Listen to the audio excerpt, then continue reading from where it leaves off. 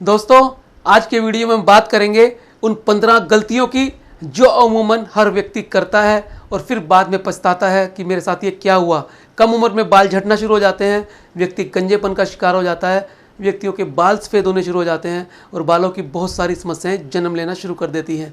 तो आज हम जानेंगे वो 15 गलतियां जिनसे बचकर अपने बालों के झड़ने की समस्या से आप बच सकते हैं, बालों को स्वस्थ, घना, सुंदर बना सकते हैं। दोस्तों, पहली गलती व्यक्ति करता है गलत शैम्पू का चुनाव करके। जी हाँ दोस्तों, शैम्पू दो किस्म के होते हैं, एक एंटी डैंड्रफ शैम्पू होता है और एक रूटीन केयर के लिए होता है। हम एंटी डैंड्रफ की जगह रूटीन केयर का शैम्पू यूज़ करना शुरू कर देते हैं और जहाँ पर रूटीन केयर के शैम्पू की आवश्यकता होती है वहाँ पर एंटी डैंड्रफ शैम्पू यूज़ करना शुरू कर देते हैं, या फिर गलत शैम्पू इस्तेमाल करते हैं जिसका पीएच ठीक नहीं होता, हमारी स्कैल्प के जैसा नहीं होता। हमारी स्कैल्प का, हमारे बालों का एक नेचुरल पीएच होता है, उस पीएच से कम या ज़्यादा हमारे शैम्पू का होना हमारे बालों के लिए नुकसान करता है। वो स्कैल्प के फ्लोरा और फोना को नुकसान कर देता है, हमारे बालों के टेक्सचर को ख़राब करता है। इसलिए आपको अपने बालों के पीएच का पता होना चाहिए और उसी के अनुसार आपको अपने शैम्पू का चुनाव करना चाहिए। तो दो किस्म के शैम्पू होते हैं, एक शैम्पू होता है बालों को रूटीन केयर करने के लिए और एक शैम्पू होता है एंटी डैंड्रफ शैम्पू, जो बालों में यदि डैंड्रफ आ जाए इसको ठीक करने के लिए होता है। तो यदि हमें पता है कि हमारे स्कैल्प के लिए, बालों के लिए कौन सा शैम्पू अच्छा है और किस तरह का पीएच हमारे बालों का और स्कैल्प का होता है, तभी हम अच्छे शैम्पू का चुनाव कर सकते हैं और अपने बालों को स्वस्थ रख सकते हैं। दोस्तों, आप ये देख रहे हैं कि बिल्कुल क्लियर स्कैल्प है, कोई इसके अंदर डैंड्रफ नहीं है, किसी तरह का बालों के अंदर और कोई इन्फेक्शन नहीं है। तो ऐसे में रूटीन केयर का शैम्पू वो बालों के लिए अच्छा रहेगा, यानी ये वाला शैम्पू जो रूटीन केयर का शैम्पू है वो बालों के लिए अच्छा रहेगा। ऐसे में एंटी डैंड्रफ शैम्पू की कोई आवश्यकता नहीं है। दोस्तों, दूसरी गलती हम करते हैं ऑयली स्कैल्प के अंदर ऑयल का इस्तेमाल करने की। जी हाँ दोस्तों, यदि हमारी स्कैल्प ऑयली है, सीबम ज़्यादा बनता है, सिबोरिक ग्लैंड ज़्यादा है, तो ऑयल एप्लीकेशन बालों के लिए नुकसानदायक मानी जाती है। लेकिन यदि स्कैल्प ड्राई है या मिक्स है तो ऑयल का इस्तेमाल फ़ायदेमंद रहता है। तो देखिए, इस स्किन में देखते हैं हम,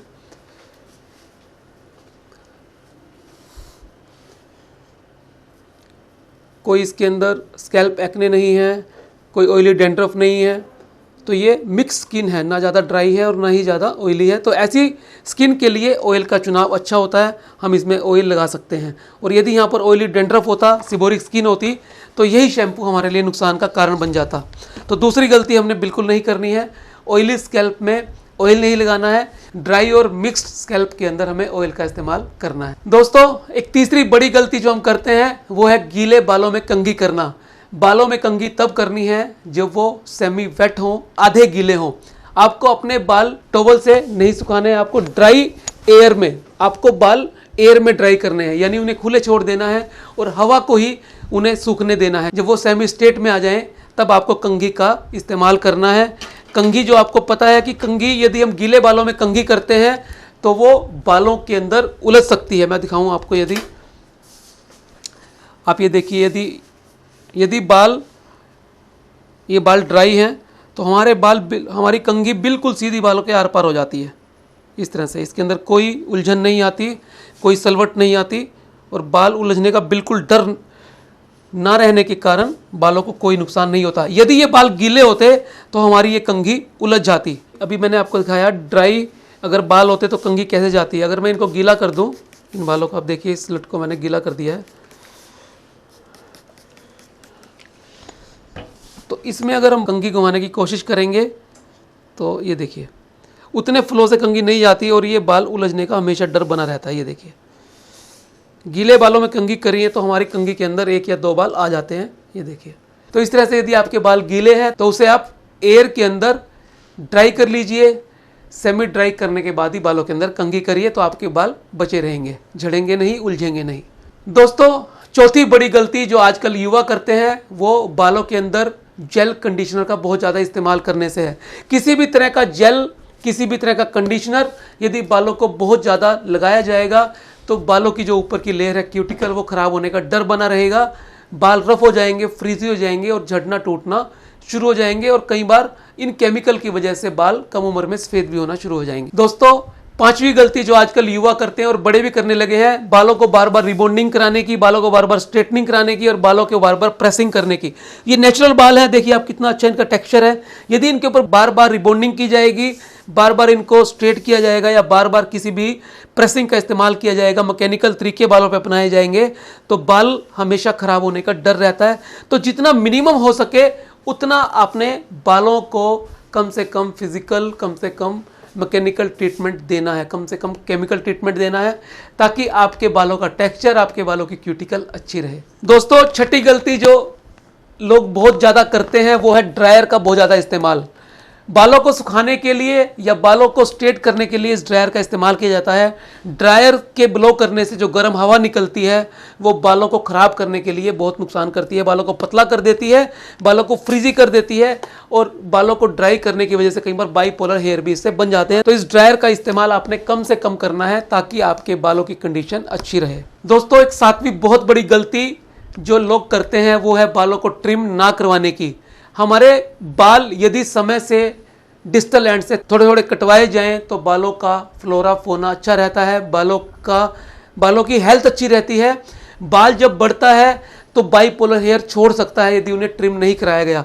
तो आप देखिए, डिस्टल एंड से यदि हम बाल देखें तो बाल यहाँ पे देखें अब डिस्टल एंड से, तो इन्हें हर महीने किसी भी कैंची से आधा सेंटीमीटर एक महीने में, क्योंकि बाल एक महीने में 1 सेंटीमीटर बढ़ता है, तो आधा सेंटीमीटर यदि आप बाल ट्रिम कराते रहेंगे तो दो मुंहे होने की समस्या, बाइपोलर हेयर की समस्या कभी नहीं आएगी और आपके बालों की हेल्थ बरकरार रहेगी। दोस्तों, 8वीं समस्या है बार बार बालों को कंघी करना। बहुत सारे लोग ये मानते हैं कि ज़्यादा कंघी करने से बालों के अंदर ब्लड सर्कुलेशन बढ़ जाता है, हमारी स्काल्प के नीचे ब्लड का दौरा बढ़ जाता है, तो वो कम से कम 100-150 बार दिन में कंघी करना पसंद करते हैं। दोस्तों, ये धारणा बिल्कुल गलत है। यदि हम बालों को बार बार कंघी करेंगे तो जितनी बार भी हम कंघी करेंगे उतनी बार बाल उलझने की संभावना ज़्यादा होगी और बाल जब उलझेंगे तो वो झड़ेंगे। टेलोजन फेस के अलावा एनाजन फेस के बाल भी इस थ्रस्ट के कारण झड़ जाएंगे। आप ये देखिए, जब हम कंघी बार बार करते हैं तो बाल उलझने की संभावना होती है। तो यदि आप 100 बार दिन में कंघी करेंगे तो कितनी बार बाल उलझेंगे और कितने बाल झड़ेंगे आप खुद ही जान सकते हैं। तो इसलिए ये धारणा बिल्कुल गलत है कि हमें बार बार बालों में कंघी करनी चाहिए। दोस्तों, 9वीं गलती जो हम करते हैं वो है चोटी को टाइट बांधने की, बालों को टाइट से बैंड करने की।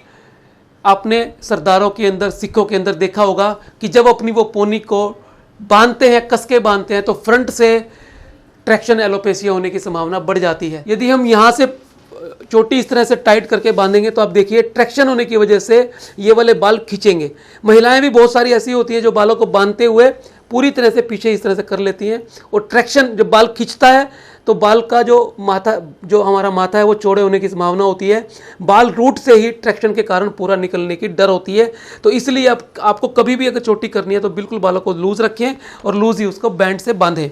दोस्तों, 10वीं गलती लोग करते हैं बालों के अंदर बहुत सारी एसेसरी यूज़ करने की, चाहे वो इस तरह की पिन्स हो, चाहे इस तरह का क्लिप हो या क्लचर हो। इस तरह की चीज़ें जब बालों में इस्तेमाल ज़्यादा की जाती हैं, ज़्यादा क्लिप और ये लगाई जाती है तो बाल खींचने का डर होता है और ये भी बाल झड़ने का एक बहुत बड़ा कारण होता है, बाल के टेक्सचर खराब करने का भी एक कारण होता है। तो जितना हो सके उतना इन एसेसरीज से बचिए।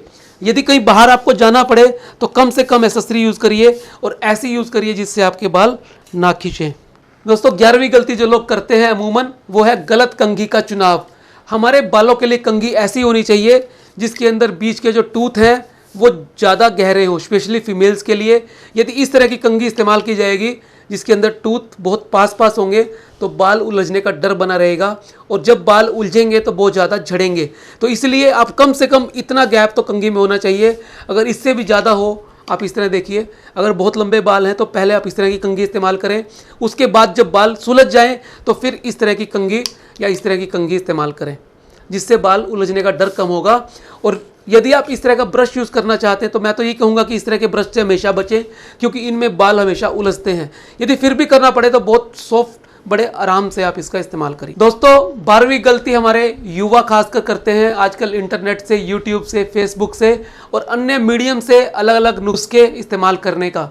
जी हाँ दोस्तों, अलग अलग जगह से वो इन्फॉर्मेशन इकट्ठी करते हैं और जो भी कोई बता देता है, नीम हकीम जो भी नुस्खा उन्हें दे देता है, उन्हें लगता है कि ये मेरे बालों के लिए अच्छा है, वो उसे बिना सोचे समझे कि इसका इफेक्ट हमारे शरीर पर क्या होगा, इसका कोई दुष्प्रभाव है या नहीं, उसे इस्तेमाल करना शुरू कर देते हैं।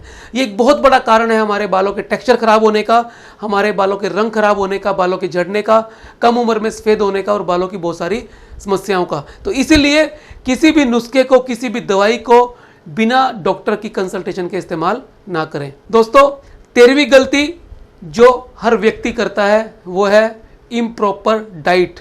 खान पान यदि सही नहीं होगा तो हमारे बालों की हेल्थ, हमारे बालों का स्वास्थ्य भी अच्छा नहीं होगा। हम सब जानते हैं हमारे बालों को काम करने के लिए बहुत सारा न्यूट्रिशन चाहिए, कार्बोहाइड्रेट, मिनरल्स, प्रोटीन, विटामिन, सब चीज़ें चाहिए और 7 से 8 गिलास पानी कम से कम अवश्य चाहिए। इसलिए यदि आप चाहते हैं आपके बाल स्वस्थ रहें, मस्त रहें, तो आप संतुलित भोजन का सेवन करिए। दोस्तों 14वीं गलती जो हम अमूमन करते हैं वो है लैक ऑफ एक्सरसाइज। हमारे शरीर के हर अंग को काम करने के लिए ऑक्सीजन चाहिए होती है, ब्लड सर्कुलेशन अच्छा चाहिए होता है। ये तभी मिलेगा जब हमारा शरीर मूवमेंट में आएगा। यदि हम आधे घंटे की ब्रिस्क वॉक डेली करें, थोड़ा योगा, जिम, सैर, साइकिलिंग, स्विमिंग या जो भी आप पसंद करते हैं उसे अपनी दिनचर्या का हिस्सा अवश्य बनाइए। 30 से 40 मिनट का कोई भी वर्कआउट आपके बालों के साथ साथ आपके स्वास्थ्य के लिए भी बहुत जरूरी है। दोस्तों सबसे अंतिम और सबसे जरूरी 15वीं गलती जो हम लोग अक्सर करते हैं वो है पहला सिम्टम, पहला साइन नजर आने पर अपने चिकित्सक की सलाह ना लेना। दोस्तों बाल तो हर एक के झड़ते हैं, डैंड्रफ भी हर एक को होता है, गंजापन भी बहुत से लोगों को आता है। यदि हम समय से ही चेत जाएं, समय पर ही अवेयर हो जाएं, हमें पता लग जाए कि ये वो लक्षण हैं जब हमें चिकित्सक की सलाह लेनी चाहिए, तो हम अपनी बीमारी को आगे बढ़ने से रोक सकते हैं।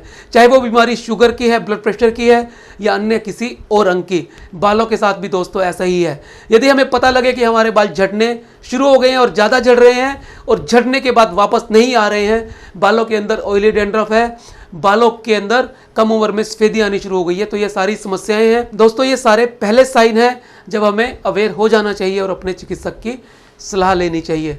तो दोस्तों आज के वीडियो में हमने डिस्कस की वो 15 गलतियां जो हम अक्सर करते हैं और इसका खामियाजा भुगतना पड़ता है हमारे बालों को। यदि हम चाहते हैं स्वस्थ, घने, सुंदर बाल, तो हमें इन गलतियों से बचना होगा। मैं उम्मीद करता हूं आज का ये वीडियो आपको अच्छा लगा होगा। यदि आपको ये अच्छा लगा है तो इसे आप शेयर अवश्य करें ताकि ज़्यादा से ज़्यादा लोगों तक ये संदेश पहुंचे।